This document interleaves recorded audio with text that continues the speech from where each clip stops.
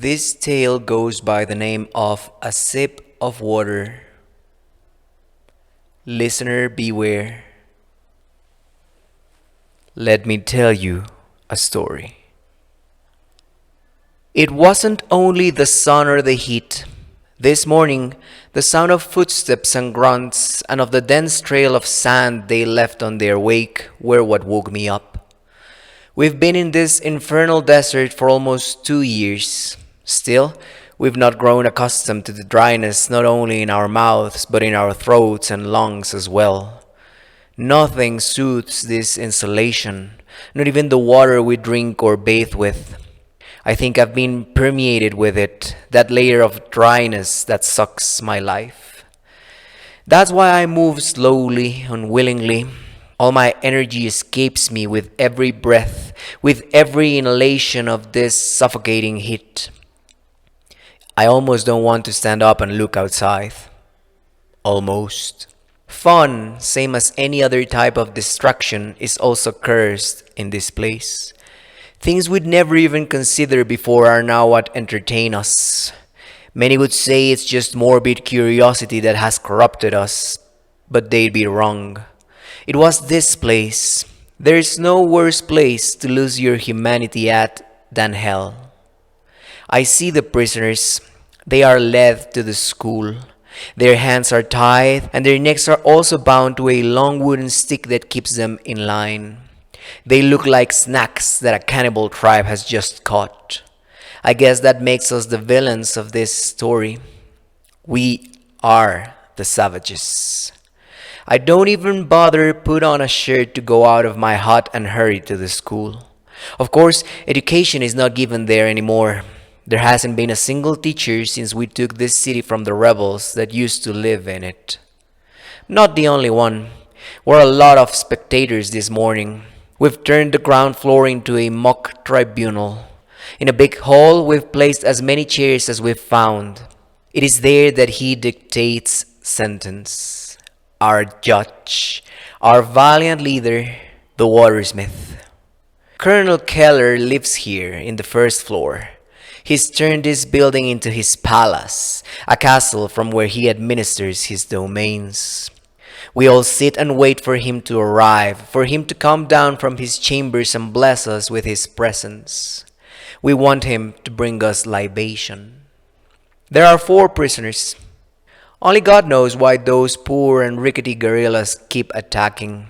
Their gear is laughable and their weapons are almost non-existent. Sticks, stones, knives, they'd spit at us if that really hurt us.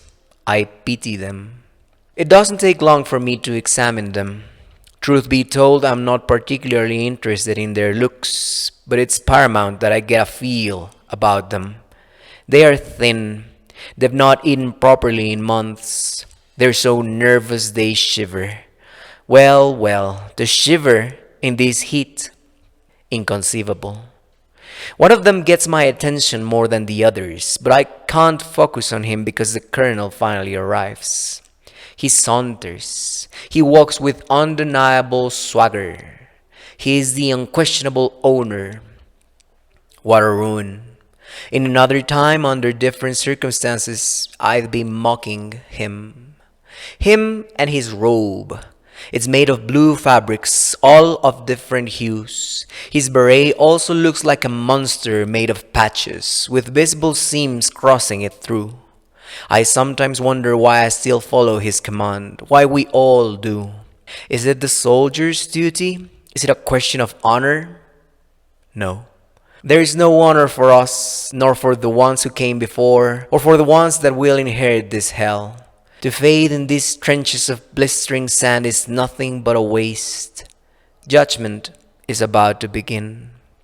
Keller walks in front of the 4 prisoners. He raises his hand over their heads and does it slowly, as if he was absolving them from their sins. He believes he does. This circus is his idea of a confession, and he is about to establish penance. We already know what their punishments will be. It's not for nothing that we call him the watersmith. Each prisoner that falls into his hands receives the special treatment of this particular hell. Water torture. The colonel says many things, like that it's an exemplary punishment for the other insurrectionists, so that they at last give up their arms and surrender. That might have been true if he let anyone alive and sent back to their own to describe the horrors encountered. But no one survives his Blue Delights theme park. Some of the soldiers want to see it as an ironic retribution. They think that it's the rebels' fault that we remain in this dry and stifling place, and that they deserve to suffer in the most creatively perverse way. Of course, they are hypocrites. They could take their things and be on their ways, even if a court-martial for abandoning their posts could be waiting for them. I have a different theory. I think we simply care for the enemy as much as we can, which is basically nothing. And that's why we'll do anything to them in order to pass the time and forget about everything for a while. Cage 2, says Keller, pointing at the first of the prisoners. He'll be sent to the board. The second one is sent to cage 7. He gets the Chinese torture. The third goes to cage 3, the block. The colonel approaches the last of the prisoners, the one that called my attention. I realize he's not trembling like the others. Well, how stoic. His back is firm and his head is unbowed. Keller will surely want to have fun with him, break him. He watches him closely, although it's just part of the game. The colonel doesn't really care what cage he'll send him to. He's going to get his entertainment nonetheless. That pause, as if considering the best punishment for his prey, is just part of the farce that we have created in this desert. "You are all going to die," says suddenly the prisoner. He speaks in our tongue with impeccable accent. Keller laughs, mocking but discreetly, as if equanimity was his strong suit. "We will, someday," he says, "but you won't be here to see it. You will die before us, very soon." The arrogant man is incapable of seeing his future, and not being able to plan in his present ends up being punished by those he wronged in the past, says the prisoner. Keller laughs again, harder this time. Cute poetry, but it won't save you. Nothing will. He speaks while he bends over the prisoner. The prisoner spits at the colonel when he's near enough. He does it quickly, moving with a resolution no other prisoner had shown. He ignores the cause of his action and the magnitude of the anger the colonel is capable of showing. Which is fine by me. Surprises equal greater entertainment. But Keller doesn't explode. He doesn't yell. He doesn't curse him with expletives. He calmly wipes his face and smiles again. He speaks without raising his voice. He gets no cage. Chain him to the corridor in front of 7. Then, addressing the prisoner, he says, "I'll meet you there in no time." The soldiers begin with their labor. They take each prisoner to their corresponding cage. Those who are not in charge of them go out to the courtyard and meet Sam. He's the one who runs the bets. There's already a long line and everyone's ready with some bills in hand. Damn, I didn't take any before leaving my hut, so I have to go get my money. The line will be even longer when I get back, but then again, I have nothing better to do. I make sure I grab a shirt. The sun doesn't only heat here, it burns. Sunblock doesn't really work, at least not with my type of sensitive skin. I go out and stand in line. I wait for my turn. It's the last glimmer of civilization that we have in hell. Sam takes all my bills. It would be a tidy sum if our currency was worth anything in this place. The idea is that we accrue the money for when we get back to our homes. But those are just pipe dreams. This is the last home we'll know. Still, it helps pass the time. Good. Cage 2? Asks Sam. The thinnest who gets the board. I give him 3 days, I tell him. Okay, he writes something down on a little paper pad. Cage 3, the plug. I give him 3 as well. Another note. Cage 7, Chinese torture. I give him a day, 1.5. Are you sure? Many gave him 5 days or more. Wallace said he's the most rugged prisoner he has seen. Yeah? Well, Wallace is an idiot. He may be physically stronger, but he was shaking as much or more than the others. He won't pass the 2 day mark. Okay, says Sam. Then 1.5 or 2. Leave it at 2. Perfect. What about the last one? I sigh. What's the bet? He was assigned no cage. Sam shrugs. It doesn't matter, he says. The guys think the colonel will put a lot of effort in breaking him and are trying to guess how many days it will take him. Most say it will be 5. No, I'm not going to bet on a method I don't know. Okay, same amount among the 3 cages? I nod silently. Done. I hurry back to the school. The prisoners are already where they should be. Good. It's important that they start right away. Otherwise, my calculations for the bets wouldn't be exact. The ones in cage 2 swiftly put a cloth over the prisoner's face, who is already tied to an inclined board. With his feet upwards and his head almost touching the ground, they begin to pour water over his nose and mouth. Waterboarding. He wriggles immediately. By noon, he'll have broken his wrists due to the spasms as he tries to break free from the straps. Maybe his ankles too. I think they started even earlier in cage 3 with the block.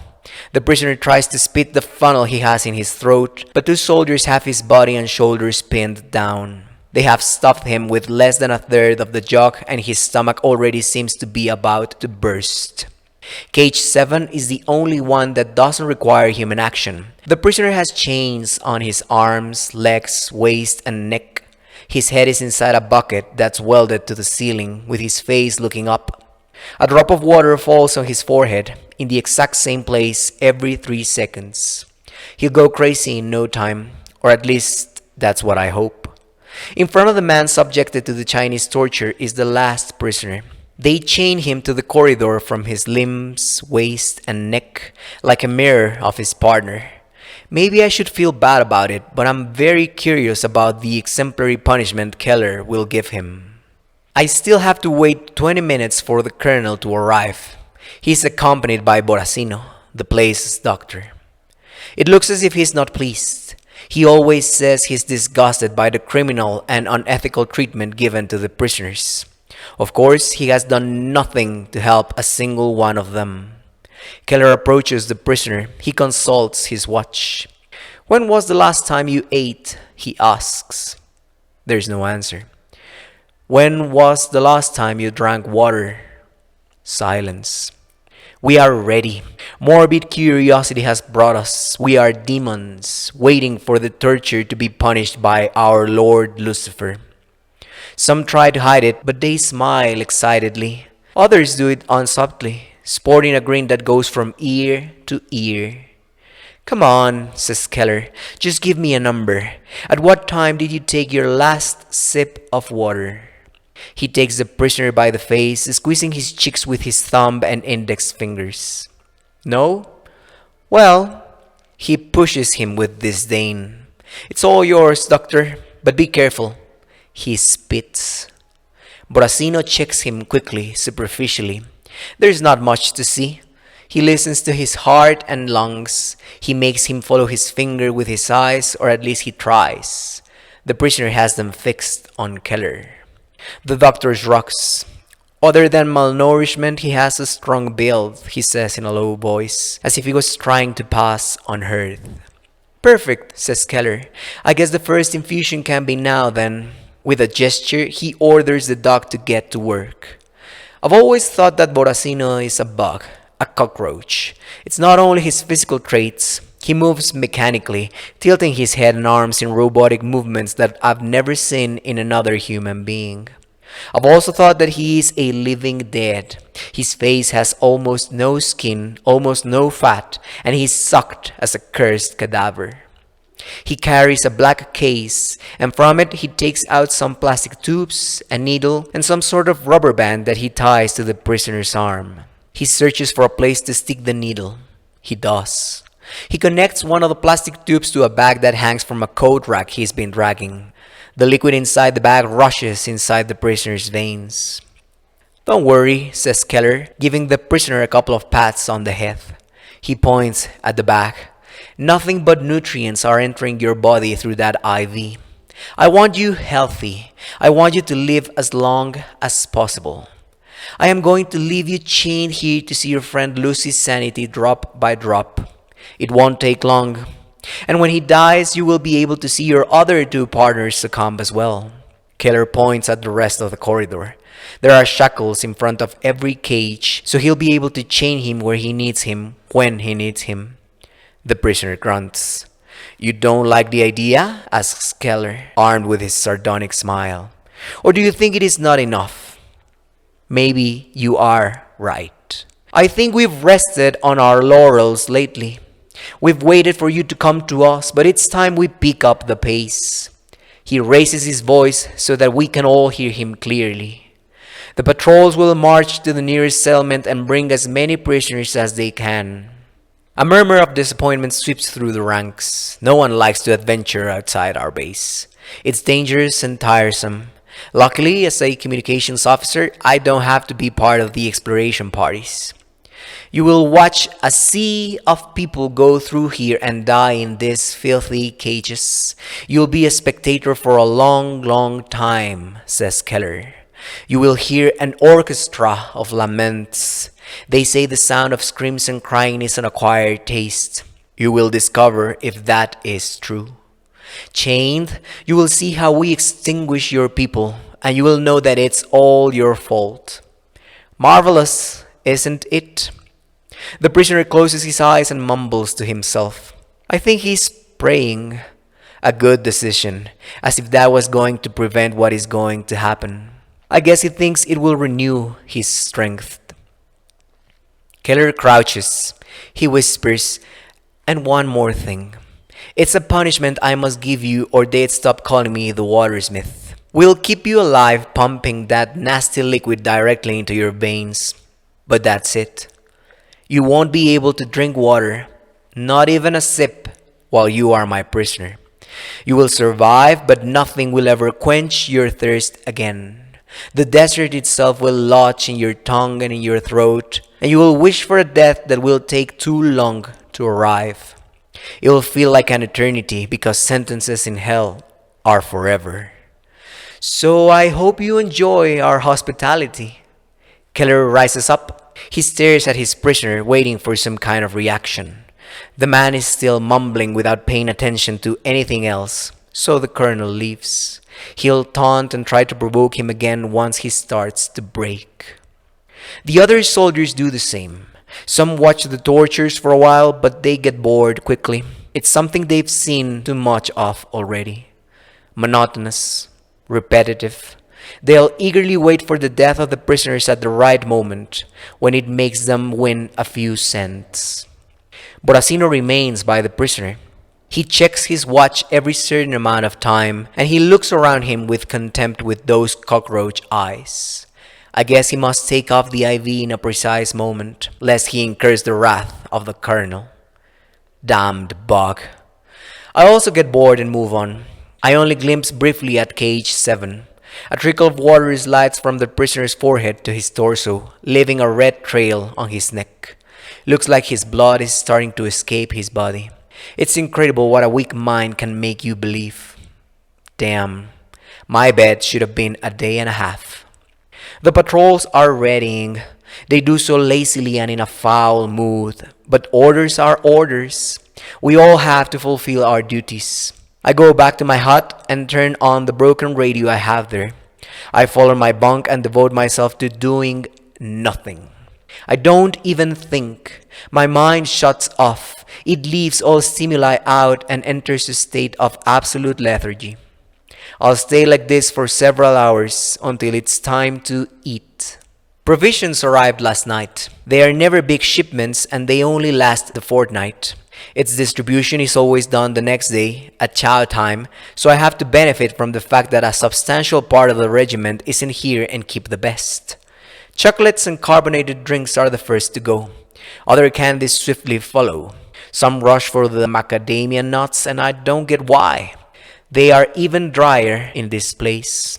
We look like vultures, nothing but cursed birds of prey. I don't pride myself in taking things that I should share for my personal stash. It doesn't bother me either.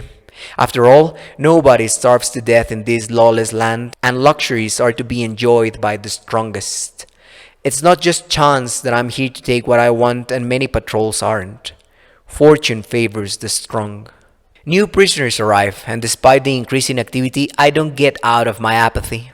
I think none of us do, not even when many of Keller's victims are women and children. In fact, I feel that I care less for these new dozen of prisoners than usual.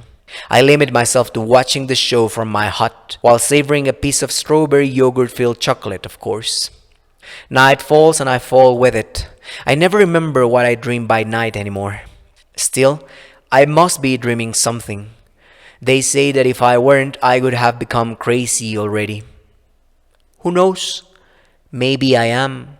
Maybe we are. And as soon as the dark arrives, the light of a new day shines upon us. How edifying. I go for a stroll at the school dungeon. The torturers are busy. I can't remember if the prisoners in cages 2, 3, and 7 are the same ones I bet on. Whatever. I'll ask Sam later what my winnings ascend to. Prisoner 4 is there, chained to the wall. His eyes are closed, but his head is not bowed. Not yet. What he has stopped doing is babbling his prayers. It must have tired him, or he may be saving saliva. Not being able to drink water. How grave can that be if you are given IV sustenance anyway? He opens his eyes while I watch him. He stares at me. It's not an unexpected surprise. Oftentimes people perceive the curious gazes that fall upon them. Our blank greens accentuate the silence that's between us only for a moment. He speaks in a whisper. My people don't deserve this, he says. No, they don't, I say, because it is the truth. Prisoner 4 nods slightly and closes his eyes. I return to the courtyard. There's not many soldiers there. More hands are needed for the new prisoners. The tortures they will be subjected to will be the dunking, the alternate plug, the tank. I scratch my head and return to my hut. I turn on the radio and let its static fill my ears. God, I hate this disgusting place, and I suspect it's made me start to hate myself. A calendar hangs from my wall, but I don't know what the date is. It means nothing to me. Every day is the same as the next. I see nothing but sand and sun and that foul vapor that rises from the ground and sticks to my body. It's all a stain that expands through time and terrain, taking over life, my life, to turn it into a big nothing. I had stopped walking through the base for several months. It's not that I've begun visiting every corner, but I find that now I go check the dungeon's cages daily. I'm not interested in the prisoners. I'm not sure why I do it. Must be the morbid curiosity. Despite being fed daily, prisoner 4 quickly becomes emaciated. He's gotten thinner, his eyes have sunk in their sockets, and his lips have dried. I don't know if nobody pays attention to him, but every time I approach, he opens his eyes and stares at me, as if my presence was the only one he felt. That's why I've started to watch him from a distance. I've seen how Boracino checks him every day, and I've seen Keller come down from his throne to speak to him. Other than his looks, prisoner 4 hasn't lost the composure with which he arrived. He doesn't bend. He doesn't break. I almost feel sad. That willpower will not prevent his suffering and death. I think it's been 3 weeks, or 4. It's the first time the prisoner has his eyes open, fixed on something I can't see from afar. Damned curiosity. I walk next to him because I have to know what he's looking at. Of course, it's nothing. He just wanted to lure me. Do you know how many I've seen die here? He asks. His voice has dulled considerably, and it's full of pain. It must be the dryness. Maybe his punishment wasn't so mild after all. Do you know how many have been tortured before me? No. I have lost count too. The silence has become more awkward. I feel like I have to say something. I feel like I shouldn't be here, like it would be best to leave the poor damned alone. Walk away, mind my own business. A sip of water. Please, I beg you, give me a sip of water. His eyes look like opaque marbles. All his tears have gone, though not because of crying. He has become a dried, withered man. I'm sorry, I say in a murmur, although I know I shouldn't. I have to escape. I have to avoid this prisoner. Please, I beg you. He tries to raise his voice, but his throat is incapable because it's weak. It's just a sip of water. Is it too much to ask? Prisoner 4 is dying. Should I fulfill his last wish? Am I interested in doing so? Hey! Colonel Keller approaches us. There's many bodies for the pyre. Go help the others carry them. Sir, yes, sir. It's the easiest way to get rid of them. We will light an enormous bonfire tonight, while I carry the dead weight and take it to the courtyard and pile it up in the designated place. I decide that it's best I don't go near prisoner 4 again, for my health. I guess my main problem is my lack of willpower. It hasn't even been a week when I go back and watch him. Maybe I want to break the rules. Maybe the boredom and hate I have for this place are what move me. I am carrying my canteen, but it is something I usually carry. I've thought that giving him a sip of water would really cost me nothing. No one would even know. Still, I'm not going to do it, not even as his lips have dried completely, merging with the gums below. Funny, he now looks more like a living dead than that Dr. Cockroach. Is it a sick fascination that I have for that thirsty and starved prisoner? Is it sympathy, empathy, pity? After all this time, it seems weird to feel any of such things. His eyes are closed, and I'm so far away he shouldn't be able to sense me. But he does. He stares at me and licks his teeth slowly. He gathers strength, screams with all his remaining energy. A sip of water! He says that a couple of times before cursing me in a language that I've not cared to learn. He's angry. The meaning of hateful, foul words is universal and pretty obvious. In less than a week, he has stopped begging and has begun threatening. It's not a new strategy because the other one didn't work. It's despair. He's breaking at last. For some reason, that makes me feel a little sadder. But I won't go near him. I think I feel a little scared as well. Another night, another day. Again, I watch prisoner 4 from a distance. The difference is he keeps his eyes closed now, even though he knows I am watching. The hairs on my skin stand up, goosebumps, and in this heat, well. Colonel Keller approaches him, talks to him, whispers. He taunts him, but prisoner 4 seems undaunted. It's a bit odd because I know he can't stand the thirst, but I guess he doesn't want to give him the satisfaction. He won't lose his cool because that makes Keller mad, and that's a victory. It's small, but it's something. It's the only thing we can aspire to in this hell, a fraction of solace, wherever it may come from and however we can get it. Another day, another night. I keep coming back always with the canteen, but I don't dare give him that sip of water. A few drops of such a precious liquid, the true gold we should be fighting for. Hell, what is wrong with me? I am tired of thinking of letting my infertile feelings hang over my head. I see how I move, although I do as if I didn't have control, as if I were a simple spectator of my body's actions. At least that's what I want to believe. That's how I rationalize my decisions. He opens his eyes, and I think he even smiles slightly when I place the canteen's mouth over his teeth. His lips are gone. The water moves slowly, dragging like the cursed sand of this cursed place. My pulse falters slightly. And then that sip arrives, and it rushes through his mouth, his throat, and all the way to his stomach. Prisoner 4 bites hard on the canteen's mouth, bending the plastic without difficulty. He grunts. It's a moan. His eyelids look like black holes on account of how shut they are. And not only his head but his body starts to shake without control. I look at his fragile complexion. He's not more than bone and skin. He doesn't scream when he dies. He just falls, leaving his remains hanging from the chains. Damn. I check his pulse. Nothing at all. This will get me in trouble. It will get ugly. Of course, to put the final nail on my coffin is Boracino. It's as if the earth has spit him right next to me, but it's just his way of walking and approaching in silence, deviously, like the cockroach he is.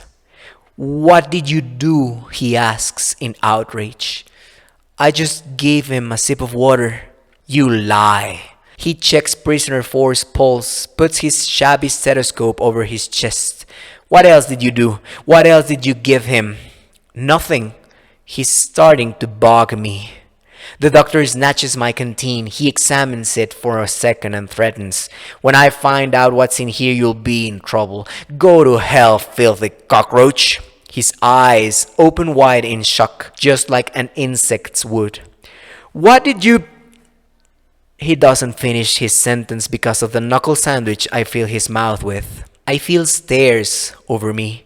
I had forgotten that there are still tortures all around me, that there are executioners in every cage behind my back. But I had to get close. I had to make so many mistakes. I am an idiot. Keller is not a merciful man. When he joins us and finds out about everything, he instructs that they take me to the tribunal. He's passing sentence over me. He speaks about honor and duty and the importance of obeying orders. His prattling doesn't interest me. Empty words from a caricatured demagogue. I just care to know what he will do to me. His punishment doesn't seem to be so severe, but I've learned that appearances can be deceiving. Meryl, Chris, and Max take me to the courtyard. They tie me to the poles that are next to the pyre of bodies. They'll leave me there for the rest of the day, then all of the night, and tomorrow there will be a revision to my sentence, depending on what the cockroach discovers in his pseudo-investigation. The sun falls down hard over this forgotten land. It burns, but my arms and legs are immobilized. Between these poles, I look like a human sacrifice. The way they tied me is also decidedly uncomfortable, with my limbs wide open and stretched. It's part of the punishment. Time slows down in this position, and I can see at length how they take out the bodies and pile them right next to me. Apparently, in an attack of calmed rage, Keller decided that hosting so many prisoners was now pointless. He ordered to kill them all. It's Meryl, Chris, and Max who carry most of the bodies, taking their time and resting a lot. After going to eat, they return with a small portion of food, water, even chocolates for dessert. It's not for me. They eat it in front of me to provoke my anxiety and envy. I guess I can't blame them. It's the most fun thing they've done in months, and mockery is part of the product this hell has turned them into. Sundown comes. The sudden change in temperature gives me a strange abashment and an unpleasant sensation. I'm tired, and my vision is getting blurrier by the second. They are finally bringing prisoner four's body. Finnegan and Porter are carrying it. Behind them come Keller and Boracino. I guess they'll tell me something, ask me something. They can go to hell. As far as I'm concerned, we can all go to hell. I don't know if it was a farce, if he played dead, but I clearly see when prisoner 4 breaks free from Finnegan and Porter. That living skeleton slides from their grasp easily, moving in a supernatural sway. It seems to be dancing like a puppet with invisible strings. It must be the exhaustion, since I don't feel a single hint of disbelief. Or is there another reason why I find nothing weird in that scene? I think I've become too insensitive and nothing causes me surprise anymore. Prisoner 4 throws his arms in a couple of accurate slashes. No one bothered to cut his fingernails. Even from afar I can see how Finnegan and Porter's throats open, letting their blood gush out and bathe the prisoner's body. They fall over the sand after a couple of seconds. Keller backs away. Boracino tries to do the same, but it's late for him. Prisoner 4 grabs his arm and drives his nails into the doctor's wrist. The cockroach screams, and I see how his forearm swells up, as if something filled his veins to burst. His armless body falls and squirms, and I can't help but feel plenty satisfaction. Keller pulls his arm up in front of his body like a street brawler, an inexperienced bully who has found someone stronger than him. Prisoner 4 grabs him and pulls him towards him. He bites him in the neck as he envelops him in a mortal embrace. His body withers in a moment, a sinister reflection of how he left the prisoner. What convinces me that what I am saying is real are the reactions of Meryl, Chris, and Max. They aim their rifles at the prisoner who is now calmly approaching us. They don't speak. They don't tell him to stop. They don't try to threaten or intimidate him. They just shoot. Fear makes them resort to that violence that pretends to protect life itself. Prisoner 4 just turns. He just flips. We should be seeing his scythe, but it's as if he disappears, as if his side is only as thick as a hair. He looks like a cutout, a sheet of paper whose area shrinks with a simple spin of its body. The bullets run out quickly and Prisoner 4 faces us again. He keeps moving slowly in our direction. Meryl, Chris, and Max run for their lives, but the prisoner pays no attention to them. He keeps walking towards me. His eyeballs have no iris. They've acquired a pastel blue shade that would be cute in any other context.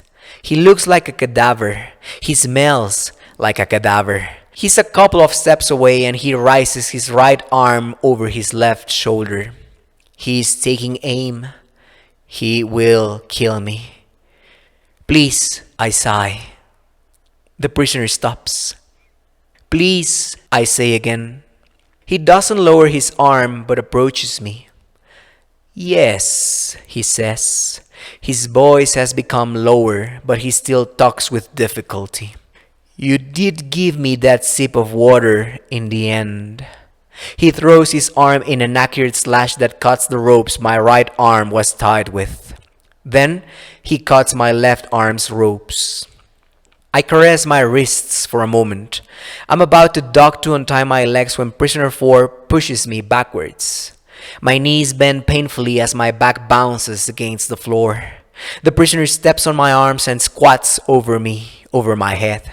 He fondles my face with his dirty hands, scratching me slightly with his nails.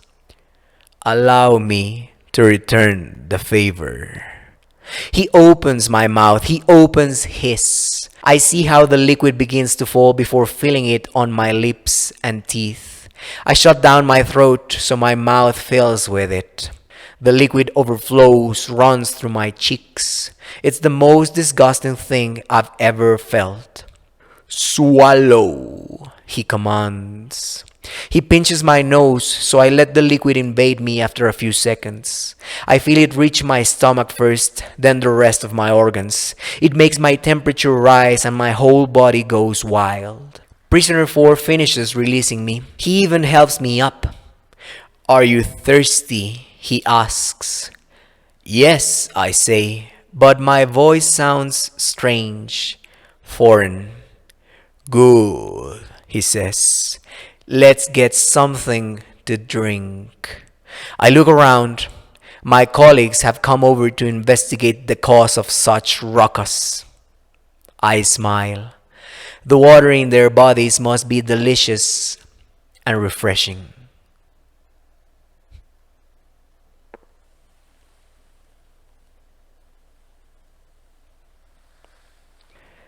Enjoy what you have while you have it, and let others enjoy what they have while they have it. I'll see you when I see you.